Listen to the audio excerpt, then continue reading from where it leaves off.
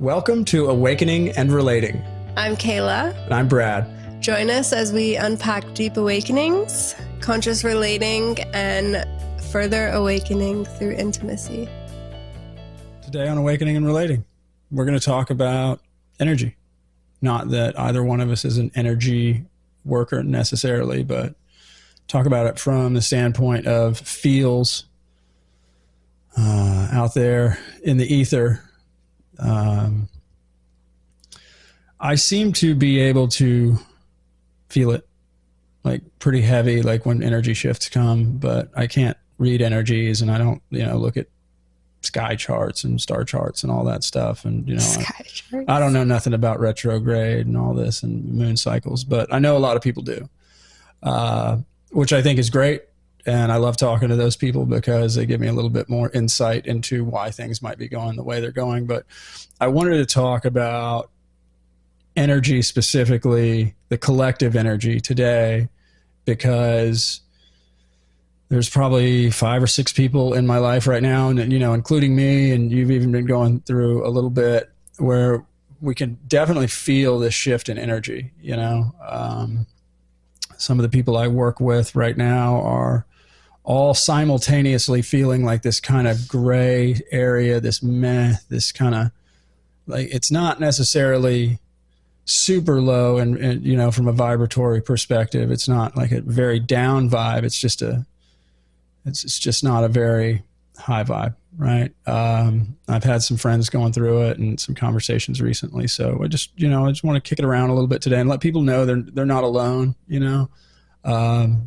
Additionally, something that I think is important to note is, especially when we're talking about collective, the collective energy that's out there, the ego always has this tendency, always has this tendency to make everything about me, mine, I. It commandeers and owns and personalizes everything. So when big energy shifts come, there's this tendency to say, this is mine. Oh no, will I ever get out of it, right? So yeah, that's what we're going to play around with a little bit today. How about Kayla? How's Kayla doing energetically? Good right now. Doing good right now.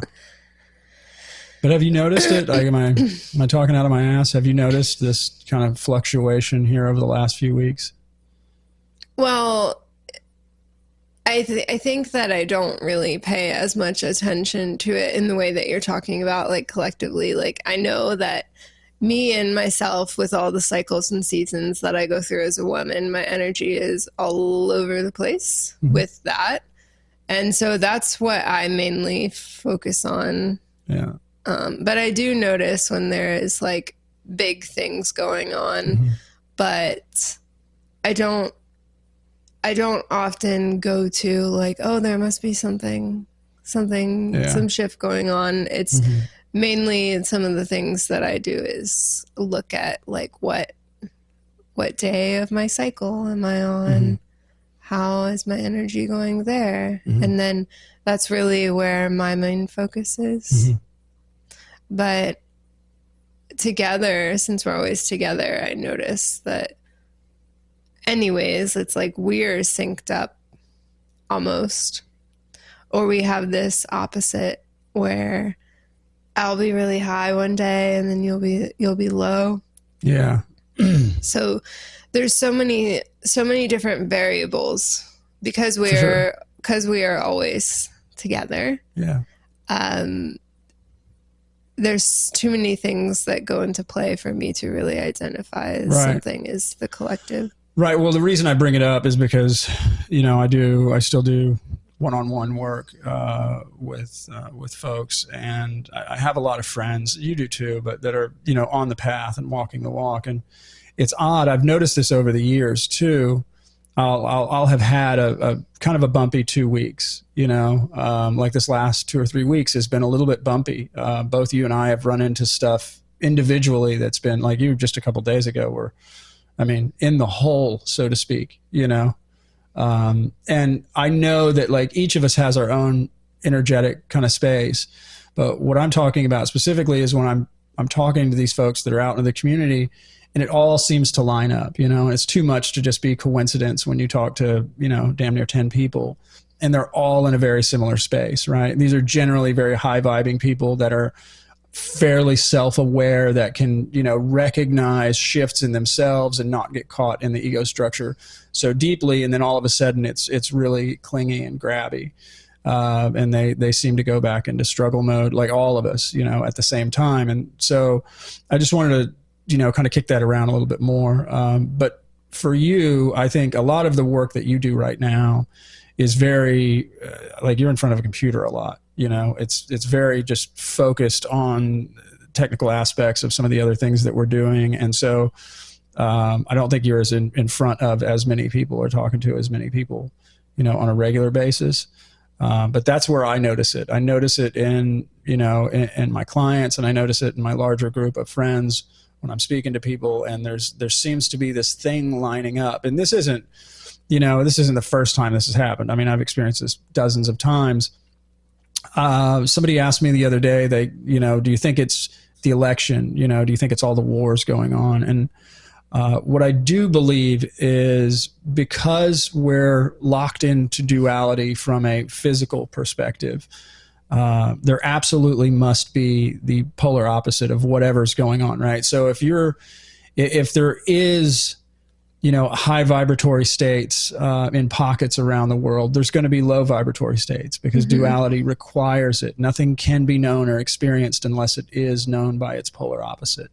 So I think these are times when we have a tendency to get caught in our ego and to own possibly what's not ours, right? What might just be floating around in the ether, and you start feeling a little bit low or a little bit drained. And then you're like, oh no, this is mine. How will I ever get out of this? I've lost it. That tends to be what the ego will do to you and put you back down in the hole. Like the other day, for example, like yours was just a to-do list, but yeah, well, that was just like a miniature phase of burnout. Yeah. Really. But getting caught up here is what I'm saying. Like, I mean, yeah. I could see it very clearly, but you can't see the forest for the trees because you're too close to it sometimes, right? And then we tried to talk about it, and about 5 minutes in, you're like, yeah, I don't want to talk about this anymore. Mm-hmm.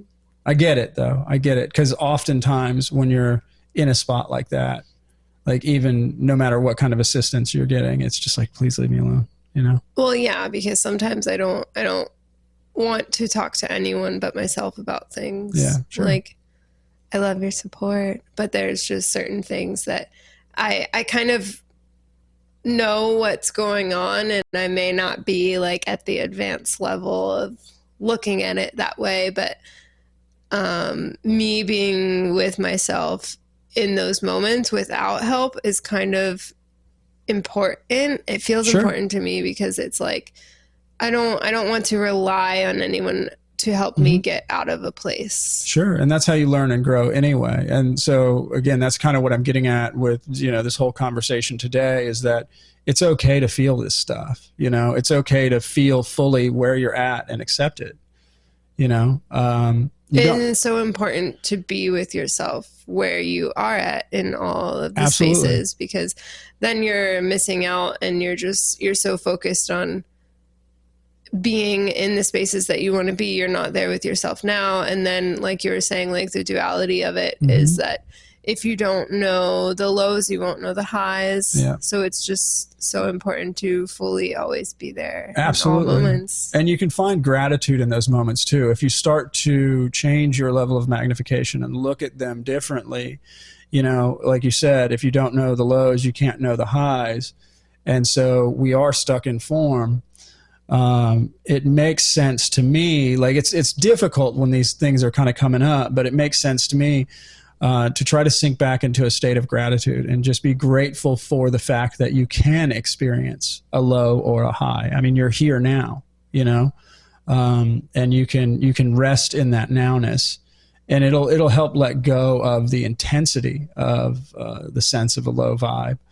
And it'll also help you let go more of your story as well, because you're essentially, this whole game is about surrender and letting go, and when we get caught in the mind, it's always, why is this happening to me? Me. It's always about me, the story of me. And so if you can surrender deeply, then it's the same thing if you're, taking psychedelics or, in meditation. It's all about surrender and fully letting go. So I would suggest to people out there right now, if you are feeling this low vibratory state that seems to be floating around in the collective, just know that it's okay. Like, you don't have to change anything. That's the other thing. You don't have to change anything. If you can radically accept where you are, the change comes naturally. But the experience of the experiences between experiencing some kind of energetic collective shift and a individual shift, there's really no difference to the experience. It's the same as all of the experiences. So even if something is happening collectively, you just would approach it the same. And so this is actually maybe an opportunity that if you're noticing that there's some kind of collective shift or everyone is feeling it, and sometimes when we tell ourselves that, oh, it's happening to other people, then it kind of gives us like that comfort. Right. So we're able to move through it and process it in a different way. But can we approach all of the shifts that we're experiencing from that state? Because there is no difference. You're right. There is no difference. But again, there is a difference in the sense that if it energetically resonates or comes from you specifically, the ego is going to make it mine anyway, right? It always does. But if you have the ability to recognize it in the collective, it gives you the opportunity to tell your ego, right? Like, this is giving yourself space. You're like, wait a second, it's going on with others as well. Maybe this isn't mine.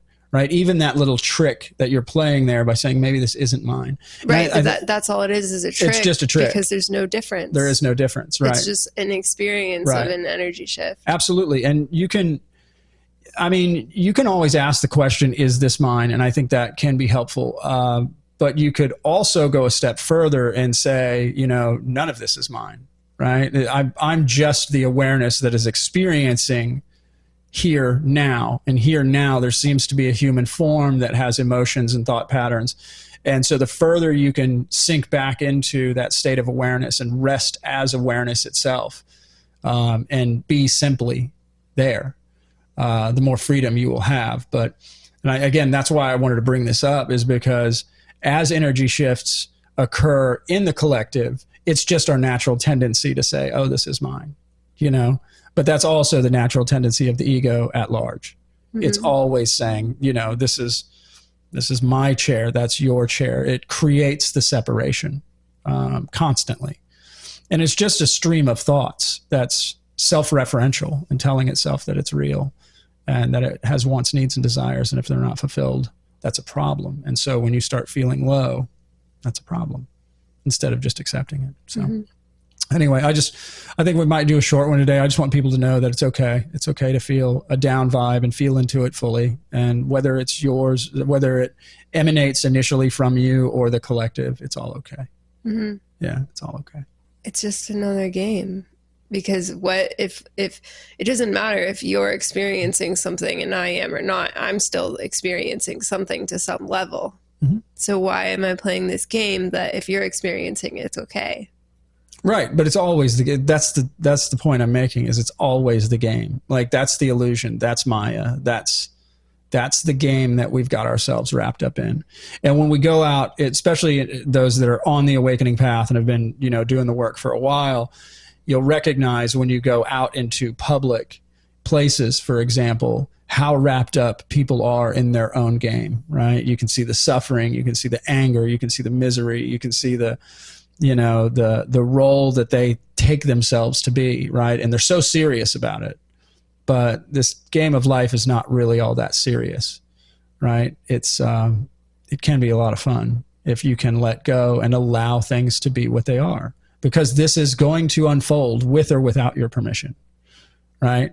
So if you fight against it, it will be miserable, right? But if you accept what is, then freedom will be yours. And that's a great feeling. And then you start to experience life on a state of, in flow state kind of mode. And you start to experience bliss, and your heart opens and you start to experience love. And then you can start loving the things that somebody who's asleep might not be able to love, right? You can love the drama. Like, we had some stuff going yesterday and it was just a bunch of laughing, where it could have been, oh no, Yeah, well, that was just the delulu. I was past the point of... Right. But so I think that's a good, but I think that's good, right? Like, has anything ever happened in your life where it's like, no, I can't handle one more thing, and then the one more thing comes and you're like, oh, I can't, and it gets really low. But yesterday we had that, like, we don't have time for this. Like, there's not time for one more thing. And then boom, here's the one more thing. And it wasn't a small one more thing.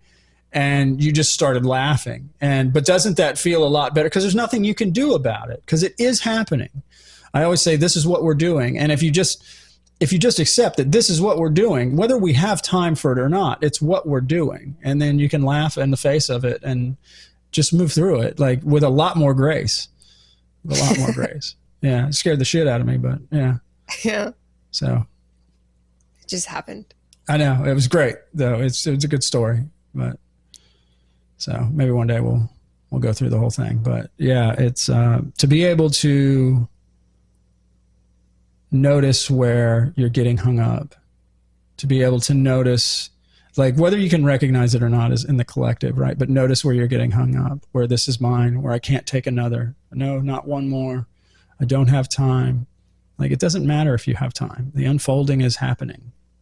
So just flow through it and try to do so with grace. Eventually it comes, the more you rest as awareness, and awareness is always there. That's, again, the key to this whole thing is surrendering. Just be. And then you can laugh in the face of otherwise tragedy, right? Yesterday wasn't a tragedy, but it something we didn't have time for. We did it anyway. Mm-hmm. Had some laughs. Yeah, and then it was fixed. Yeah, it was fixed. Like, because we weren't approaching it from like, right, this isn't, oh no, this is critical. I can't do this today. I don't have time for this shit, right? It wasn't like that. It was just like, oh wow, this is what we're doing. I guess we're handling this. So yeah, and you just do it, and life gets a lot lighter and it gets more fun, and it flows, and it's approached with grace and love, and you can just, it feels good. And then the people around you who are not awakened in any way, they start to look at you in a funny way, like, what's going on with you? Yeah, why are you acting like that? Yeah, like, it doesn't make sense that you're happy right now. Explain to me why you're happy right now, because per the check boxes of life, you should be upset, right? But that's the thing. That's the conditioning. That's the collective conditioning. That's society's conditioning, right? You had these four things happen. And so you can't feel good. They won't allow it. Thanks for joining us on Awakening and Relating. Please like, share, and subscribe. See you next week.